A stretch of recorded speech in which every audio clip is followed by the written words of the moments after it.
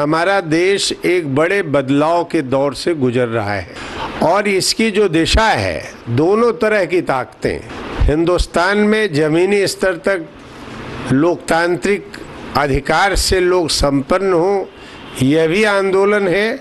और हिंदुस्तान हिटलर के रास्ते पे चले, हिंदुस्तान में जो ऐसी ताकतें हैं ज़्यादा से ज़्यादा मुनाफा कमाना चाहती हैं, वो हिटलरी रास्ते पर हिंदुस्तान को ले जाना चाहती हैं, उनके बीच में ज़बरदस्त जद्दोजहद है। वैसे तो हम पिछले 40 साल से हिंदुस्तान की राजनीति में सक्रिय हैं, प्रगतिशील ताकतों का समर्थन रहा है। अभी इस चुनाव के पूर्व हमने लखनऊ विधानसभा के सामने कानून के राज के लिए, रोजगार के अधिकार के लिए और ख़ास तौर पर अल्पसंख्यकों के ऊपर जो हमले हो रहे हैं, उसको न्यायिक प्रक्रिया के तहत उनको हल करने के लिए लखनऊ विधानसभा के बाद हमने दिल्ली में जंतर मंतर में इसी संसद के अंतिम सत्र के दौर में वहाँ भी 10 दिन का हमने उपवास रखा। और बड़ी मुझे खुशी है ये बात बताने के लिए कि देश भर में हमने उन मुद्दों को, जिन मुद्दों से हमारे देश के आम आवाम के लोग जूझ रहे हैं, उसको राष्ट्रीय राजनीति के केंद्र में लाने में हम सफल हुए। और साथ ही साथ प्रगतिशील की जितनी ताकतें थीं, सब लोगों ने हमारे आंदोलन का समर्थन किया। दर्जन भर से ज़्यादा एमपीज़ ने भी संसद के अंदर भी उठाने की बात की। आप जानते हैं कि कामरेड प्रकाश करात, जस्टिस सच्चर, AB वर्धन जैसे जितने भी ऐसे जन आंदोलन के लोग थे, बौद्धिक आंदोलन के लोग थे, उन्होंने समर्थन किया। इस आंदोलन में हमने यह भी देखा कि हमारे बाहर के भी जो हमारे बड़े बड़े प्रोफेसर्स हैं, जिसमें एक प्रोफेसर निहालुद्दीन, जिनका लंबा इतिहास एक बड़े आंदोलन का भी रहा है, वो मलेशिया में, जो मलेशिया की उत्तरा यूनिवर्सिटी है, जो मैं समझता हूँ कि एशिया की एक बड़ी मशहूर यूनिवर्सिटी है, जैसे कैम्ब्रिज यूनिवर्सिटी आपके यूरोप और इंग्लैंड में है, वैसे ही यूनिवर्सिटी है जिसका एक इतिहास है, वो भी हमारे इस आंदोलन में पूरी तौर पर वो समर्थन किए। उत्तर भारत का एक बड़ा दलित चेहरा, आंदोलन का चेहरा, एसआर दारापुरी, जो डायरेक्ट IPS अधिकारी रहे, वो हमारे IG भी रहे हैं और उन्होंने भी हमारे आंदोलन में पूरी तौर पर शिरकत किया। ढेर सारे लोगों ने, मैंने देखा कि आकर के, चाहे वो केरल में के रहे हों, कश्मीर के रहे हों, नॉर्थ ईस्ट के लोग रहे हों, सब लोगों ने हमारे आंदोलन का समर्थन किया। अब ये आंदोलन मैंने इसलिए शुरू किया क्योंकि हमने ये देखा कि हमारे इस देश में जो पार्लियामेंट में 543 की जो संख्या है, उसमें जो बुनियादी मुद्दे हैं इस देश के, जिससे आदमी को जिंदा रहना है, कानून के राज, उसकी बड़े पैमाने पर अवहेलना हो रही है। जो संविधान सम्मत अधिकार एक लंबी लड़ाई के बाद हिंदुस्तान में आम नागरिकों को मिले थे, उसको छीना जा रहा है। यहाँ तक कि हमारा कोई कश्मीरी अगर दिल्ली में आकर के लोकतांत्रिक ढंग से अगर अपनी प्रेस वार्ता करना चाहता है, उसकी इजाज़त नहीं दी गई। हमारे नॉर्थ ईस्ट के बच्चों को सरेआम दिल्ली में मारा गया। तो हमने ये देखा कि चारों तरफ कानून के राज की अवहेलना हो रही है। तो कानून के राज के सवाल को हमने खड़ा किया और इसके साथ साथ हमने कुछ मौलिक सवालों को उठाया। जैसे ये बड़ा दुखद है, देश जानता नहीं है कि हिंदुस्तान में IB है, IB का गठन कब हुआ, किसके प्रति IB जवाबदेह है। CBI जैसी संस्था, उसने भी ये माना है, वह भी एक बहस का विषय रहा है कि IB के लोगों ने फर्जी मुठभेड़ में काम किया। इशरत जहां के बारे में लोग जानते हैं। तो कानून का राज की यहाँ बड़ी अवहेलना हुई। हमने देखा कि ये जितनी एजेंसी सुरक्षा की हैं, वो संसद के प्रति जवाबदेह नहीं है। तब हमने ये सोचा कि यहाँ हम बड़े लंबे समय से आंदोलन में रहे हैं और हमने एक संगठन भी all India peoples front IPF का गठन किया, जिसकी राष्ट्रीय अध्यक्ष सुलभा ब्रह्मे है और आप जानते हैं एक बड़े अर्थशास्त्री जो योजना आयोग के उपाध्यक्ष रहे हैं इंदिरा जी के ज़माने में, उनकी बेटी है एसपी शुक्ला जो भारत सरकार में वित्त सचिव रहे हैं, उन सब लोगों ने, पीएस कृष्णन जिन्होंने मंडल कमीशन के लिए पूरा ड्राफ्ट बनाया, केवी सक्सेना जो आदिवासियों और दलितों के लिए संघर्ष किए, उस सब लोगों ने मिलकर राय दी और हमने आईपीएफ का गठन किया। निहालुद्दीन साहब हमारे मित्र भी रहे हैं और राजनीतिक सहकर्मी रहे हैं। विदेश के जितने भी हमारे चैनल्स थे उसके लाइजन का काम उन्होंने किया। कनाडा में दया वर्मा जी हमारे आंदोलन के साथ रहे हैं। कहने का मतलब यह है कि एक बड़ा आंदोलन जो लोकतांत्रिक आंदोलन की ताकतें थीं, उनके सहमति से हमने आईपीएफ बनाया और रजिस्ट्रेशन किया। हम उत्तर प्रदेश में, अन्य राज्यों में भी हम चुनाव लड़ रहे हैं, लेकिन उत्तर प्रदेश में हमने कैसरगंज और हमने रॉबर्ट्सगंज को चुना। कैसरगंज को क्यों चुना? क्योंकि आप जानते हैं कि हमारे यहाँ ये एक नारा चला है, आप जानते हैं गोरखपुर में आदित्यनाथ का नारा है, और यह वो अपना कार्यक्षेत्र बनाए हुए हैं जो आमतौर पर दंगा फसाद के लिए आमादा रहते हैं। उन्होंने तो टीवी में यहाँ तक कह दिया कि दंगा कराना अगर शांति के लिए ज़रूरी है तो हम दंगा कराएंगे। अब इस तरह के लोग इस पूरे जोन में किसानों को गुमराह कर रहे हैं। हमने ये देखा मिर्ज़ापुर, सोनभद्र, खास तौर पर सोनभद्र बड़ी ऊर्जा का क्षेत्र है और हमारे रेवेन्यू का बहुत बड़ा हिस्सा वहाँ से आता है, लेकिन आदिवासियों को ज़मीन से तो बेदखल ही किया गया। जो वनाधिकार कानून बना वह वनाधिकार कानून वहाँ लागू नहीं हुआ। ढेर सारे लोग अपनी ज़मीनों से बेदखल किए गए और प्रतिरोध करने पर फर्जी मुठभेड़ की वहाँ पर बड़ी वारदातें हुई।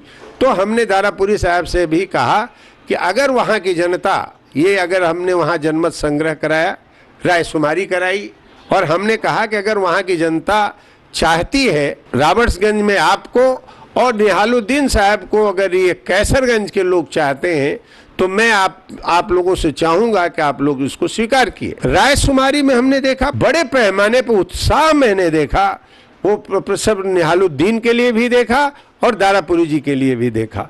तो हमने ये इन लोगों से निवेदन किया कि आप लोग चुनाव लड़ें और चुनाव में भी हमारे संघर्ष को आगे बढ़ाएं। हमने नारा भी इसीलिए दिया, हम दलों का नहीं या नेताओं का नहीं, हम विकल्प बनाना चाहते हैं। इस देश में नीतियों का विकल्प बनना चाहिए, क्योंकि हमारे देश में पिछले 20 सालों से जो नीतियां चल रही हैं वो देश के हित के विरुद्ध हो रही हैं। आप जानते हैं कि हमारे पास आज इतना बड़ा संकट हो गया है कि हम जो विदेश से कर्जा लिए हैं उसका भुगतान नहीं कर पा रहे, और इसी भुगतान के नाम पर 91 में नई आर्थिक औद्योगिक नीति अख्तियार की गई थी और विश्व बैंक और अंतर्राष्ट्रीय मुद्रा कोष के सामने हमने समर्पण किया था। और आज ये हालत हो गया है कि हमारे देश में फिर भुगतान का संकट आ गया है। पिछले 20 सालों में रोजगार का संकट, किसानों की आत्महत्या, मुसलमानों के ढेर सारे नौजवानों का फर्जी इनकाउंटर, ये आम चलन यहाँ का बन गया है। तो इन स्थितियों में हमने ये कहा है कि हमें दलों का या नेताओं का विकल्प नहीं है, जन नीतियों के लिए, जन विकल्प के लिए हमारे 543 में अगर प्रतिनिधि पहुंचते तो प्रगतिशील अन्य जो ताकतें वहां हैं उनके बीच में एक प्रभावशाली वो काम करेंगी, और उससे बाहर आकर जो हमारा जन आंदोलन चल रहा है, जैसे मैंने कहा कि 10 दिन का हमने उपवास किया, आने वाले वर्षों में हम लंबे समय का उपवास करेंगे, क्योंकि हीरोम शर्मिला आज लोकतांत्रिक अधिकार के लिए पिछले 12 सालों से आंदोलन कर रही हैं। और अगर हिंदी उर्दू भाषी क्षेत्र का अगर मैं उनके साथ खड़ा होता हूं, आंदोलन के साथ खड़ा होता हूं, तो ये देश का राष्ट्रीयकरण भी करेगा, राष्ट्रीय एकीकरण के लिए भी काम होगा, और हमारे इस मुल्क के आम किसानों की बेहतरी की भी बात होगी। कि वायदा कारोबार और सट्टेबाजी क्यों खाने पीने की चीज़ों में होती है? अगर यह वायदा कारोबार और सट्टेबाजी रोक दी जाए तो मैं दावे के साथ कह सकता हूं महंगाई आधे से नीचे पर आ जाएगी। तो ऐसे कुछ ज्वलंत प्रश्न हैं जो हमारे प्रत्याशी जनता के बीच में ले जा रहे हैं। ये जो मुसलमानों को भारतवर्ष में एक खलनायक के बतौर पेश किया जा रहा है, उस बात को नोट कर लें। मुसलमानों को आगे करके हिंदुस्तान के कारपोरेट घराने दरअसल किसानों को ही मार देना चाहते हैं। हम लोगों ने गिरफ्तारी दी थी 5 दिसंबर 1992 में, इसलिए नहीं कि एक छोटी सी मस्जिद गिरा दी जा रही है, बल्कि इसलिए कि हमारे ऐतिहासिक धरोहर को ध्वस्त करके जो हमारी गंगा जमनी एक तहजीब है उसको बर्बाद करने की एक कोशिश हो रही है। मुझे आज मैं रिकॉर्ड बात कहना चाहता हूं, 5 दिसंबर से 11 दिसंबर तक हमने मुलायम का एक भाषण नहीं देखा। इसलिए मुलायम जब भी ये बात कहते हैं वो सेकुलरिज्म के लिए, मेरा स्पष्ट मानना है जो लोकतांत्रिक नहीं है वह धर्मनिरपेक्ष नहीं हो सकता है। मायावती को क्या है, सत्ता के लिए वो किसी से भी दोस्ती कर सकती है, यही हालत क्षेत्रीय दलों का है। तो मैंने इसलिए इस बात को कहा था कि अब हमारे ही देश के लोग गुजरात में कैंप में रहेंगे, मुजफ्फरनगर में कैंप में रहेंगे, और मुलायम सिंह जैसा आदमी आके कहे कि ये तो विरोधियों की चाल है या ये भिखमंगे हैं, ये ऐसा इस तरह के जो भाषण है, मुझे शर्म लगती है कि इस तरह की बातें ये लोग उठाते हैं। और मैं जानता हूं ये लोग कुछ भी कह सकते हैं, 20 करोड़ से ज्यादा की हमारी जनसंख्या है, किसानों की फसलें नहीं खरीदी गई, गन्ना किसान का कोई खरीद नहीं है, उसका भुगतान नहीं है, और अखिलेश सरकार कहती है मैं प्रधानमंत्री से डेलीगेशन मिल करके गया हूं बोरा मांगने ताकि हम धान खरीद सके, गेहूं खरीद सके। बोरा हमारे पास 20 करोड़ की पॉपुलेशन वाला प्रदेश वो बोरा नहीं बना सकता। बोरे का संकट नहीं है, किसानों को जमीनों से बेदखल करने की बात है। इसलिए मैं ये कहना चाहता हूं, ये मुजफ्फरनगर कांड जो हुआ है, आज सुप्रीम कोर्ट ने भी कम से कम इस बात को नोट किया है कि सरकार ने अपनी भूमिका नहीं निभाई, और कोई लोकतांत्रिक सरकार होती तब तक वो इस्तीफा दे देती, लेकिन इन लोगों को तो सरकार में बने रहना है। तो इसलिए मैं ये कहना चाहता हूं कि ये जो प्रश्न है ये कोई हिंदू और मुस्लिम के प्रश्न नहीं। जिस जिले में दंगे हो, जिस राज्य में दंगे हो, मैं कहना चाहता हूं राजनीति का तकाजा है कि मुख्यमंत्री को इस्तीफा देना चाहिए और वहां का जो जिलाधिकारी है, एसपी है, उसको दंडित किया जाना चाहिए। और ये दंगे प्रायोजित है, ये गुजरात का दंगा हो या उत्तर प्रदेश का दंगा हो, आप याद रखिए उसी समय गन्ना आंदोलन पश्चिमी उत्तर प्रदेश में तेज हो रहा था जिस समय मुजफ्फरनगर कांड हुआ। प्रायोजित करने वाले लोगों को मैंने ही विधानसभा के बगल में देखा, जो भाजपा का एमएलए था, मुलायम की सरकार अगर 5 सिपाही भेज दी होती तो गिरफ्तार हो जाता। उसको भेजा गया अपने एरिया में, 10 घंटे का समय दिया गया, बड़ी गोलबंदी किया और हीरो के बतौर वो मार्च किया, और मुलायम की पुलिस, अखिलेश की पुलिस उसके पीछे पीछे चल रही। इसलिए मुझे बेहद तकलीफ है यह कहने में कि सांप्रदायिकता के विरुद्ध जो लड़ाई रही है उसको मुलायम सरकार ने कमजोर किया है। और मायावती जी का तो इन प्रश्नों से कोई मतलब ही नहीं है, उनका केवल एक मतलब है, दलित प्रश्नों पर भी जो काम उनसे उम्मीदें थी वो नहीं कर सकी हैं। तो एक तो यह एक बहुत बड़ा सवाल है।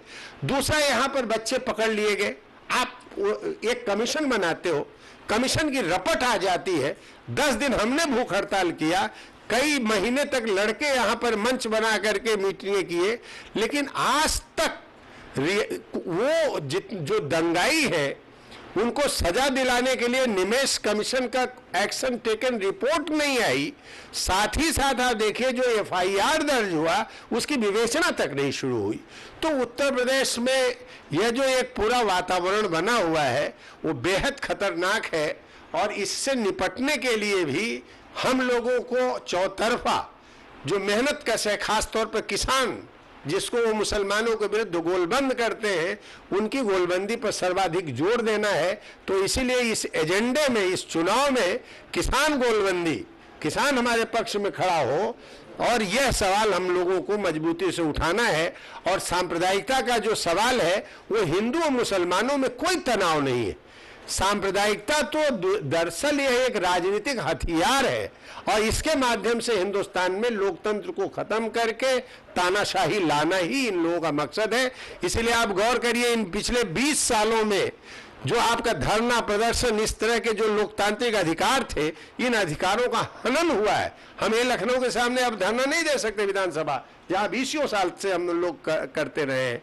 इसलिए इन सब प्रश्नों को लेकर के एक बड़े राजनीतिक जन अभियान के बतौर ही, एक जनमत संग्रह के लिए ही एजेंडे के साथ हम चुनाव में उतरे हैं, और मुझे उम्मीद है कि जनता हमारे अभियान के साथ खड़ी होगी और हमें पूरी सफलता मिलेगी। निहालुद्दीन साहब जो कैसरगंज से लड़ रहे हैं, एसआर दारापुरी जी जो रॉबर्ट्सगंज से लड़ रहे हैं वो व्यक्ति नहीं है, ये एक प्रतीक है। निहालुद्दीन साहब अगर वहां पहुंचते हैं, दारापुरी साहब वहां पहुंचते हैं, तो ये मत ध्यान रखिए कि 5 से 43 लोगों में क्या काम करेंगे।